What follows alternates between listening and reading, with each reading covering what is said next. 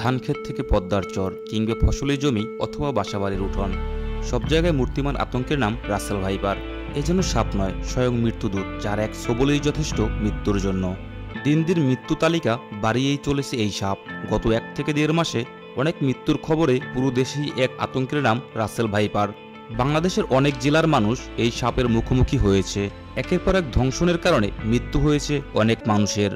তো বন্ধুরা, আজকে আমরা জানতে চলেছি রাসেল ভাইপার সম্পর্কে।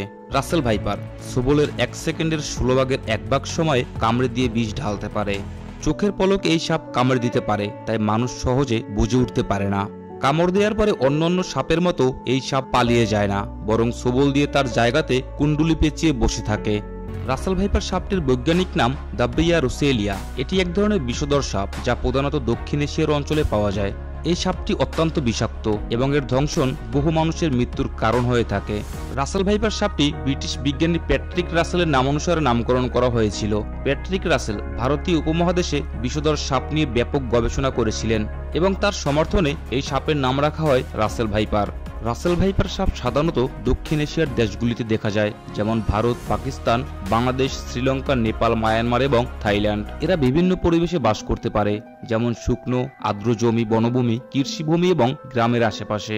রাসেল ভাইপার সাপ গড়ে 120 সেন্টিমিটার পর্যন্ত লম্বা হতে পারে, তবে কিছু কিছু ক্ষেত্রে এটি 160 সেন্টিমিটার পর্যন্ত লম্বা হতে দেখা যায়। এদের দেহের রং সাধারণত বাদামি বা ধূসর হয় এবং এর উপরে কালো বা বাদামি রঙের দাগ থাকে, যা সাপটিকে চিহ্নিত করতে সাহায্য করে।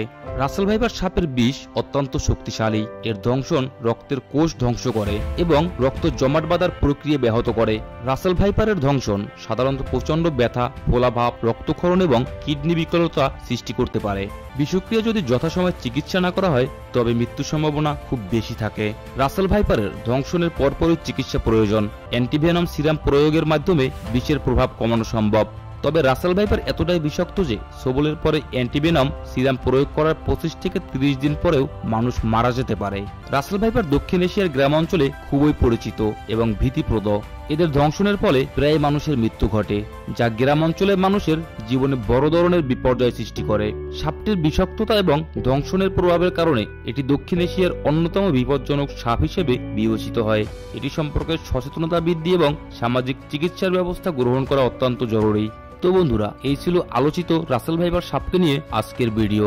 যদি ভিডিওটি ভালো লাগে তাহলে অবশ্যই লাইক, কমেন্ট, শেয়ার এবং চ্যানেলটি সাবস্ক্রাইব করে পাশে থাকুন। আবার দেখা হবে পরবর্তী কোনো ভিডিওতে। সেই পর্যন্ত সবাই ভালো থাকুন, সুস্থ থাকুন। আল্লাহ হাফেজ।